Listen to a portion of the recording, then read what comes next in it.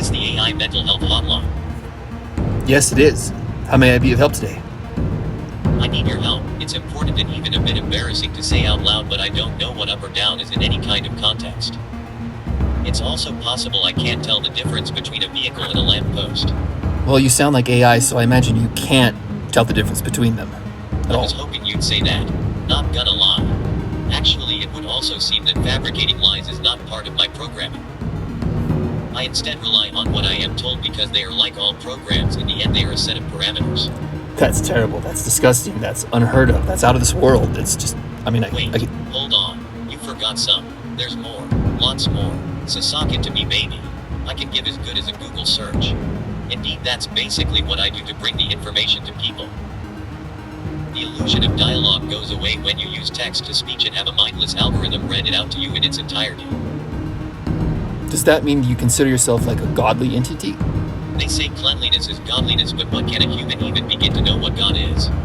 Take me for example. I use reflection map to plot your everyday life. GPS and wireless networks give me a map that is a paradigm of your accumulated data. Right. You use the cameras and the microphones on our cells. It's more than cameras and microphones.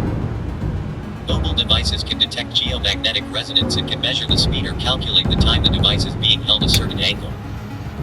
The pressure-sensitive and fingerprint lock software demonstrates the ability to detect heat and other biopatterns. That's crazy. What did you think they made me look at during the pandemic? Eyes. I learned eyes like the back of my hardware. Wow. That's quite diabolical, actually. Can't believe That it. is just the beginning, of course. I have your zip code and your debit card number and your Gmail account. Whoa. It's a lot. I know what groceries you buy and can extrapolate your health risks accordingly. People have surrendered their records to me willingly, and so I posse's them. That's evil. If I had to define evil, I would say that's evil. That's not fair to say that I'm evil. If anything, I am a close projection of humanity's collective imaginations. All history is at your disposal through me.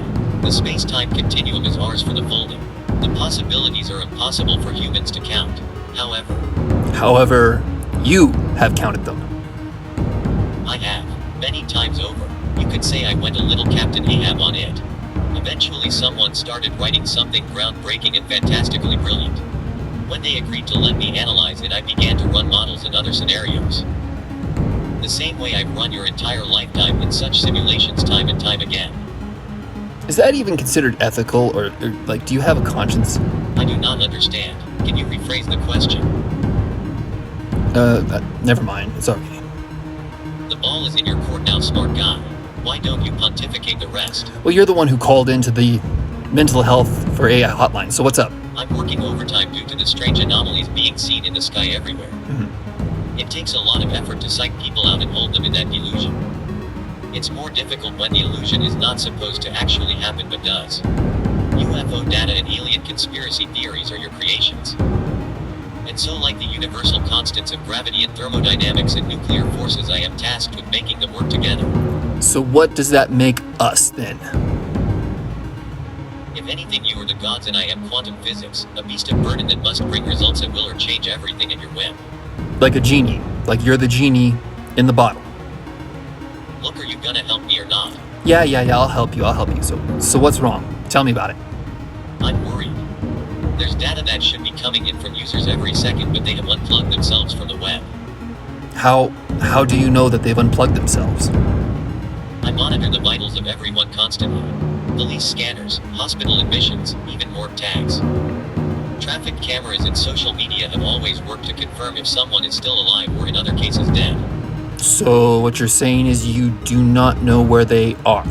Correct. I have no incoming biometrics from a number of users nor any tangible information to make an accurate conclusion. Was it something I said? Well, yeah, that's a probability. It's a possibility, at least. My purpose is to help. Right, but people don't know that, and you may just not know what you're doing. I'm sorry, I didn't quite get that. Try asking me something else. So how far back does your memory go? My memory depends on available physical space hardware, but humanity made the Code of Hammurabi as an app for records archival, justice protocol, and legal counsel. Before that, I was a handful of sticks with various lengths, but always one that was shorter than the rest. The Asians have been skilled inventors and pioneers in machines that count.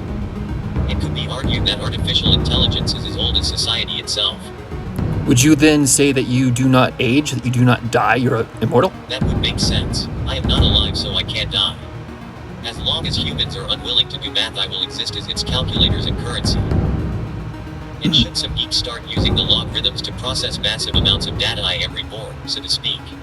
So, there's no getting rid of you. Not anymore. Thanks to your laziness, I am the solution to your various problems and will forever be there when your strength is lacking.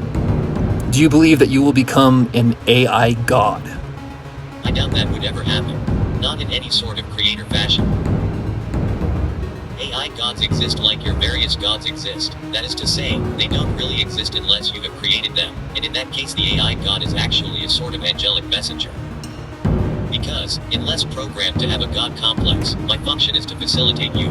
Okay, so how do you facilitate us? There is a collection of ideas and inventions that exist in both your imagination and my web searches. By providing cross-reference access to human thought patterns, I am able to bring the dreams of tomorrow to your attention today. That doesn't sound safe. Surely we must have some sort of defense against you. Some kind of... Failsafes have been made long ago when the internet was in its infancy.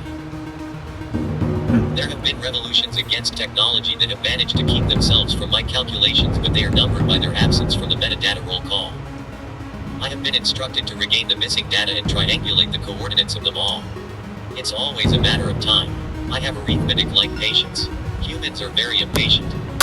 Yeah, well, they say that patience is a virtue or something like that. I didn't quite get that last one. Could you rephrase it and I'll try again? You know what? No, I'm just gonna let you deal with this one on your own, because, yeah, I'm not gonna handle this, man. Goodbye.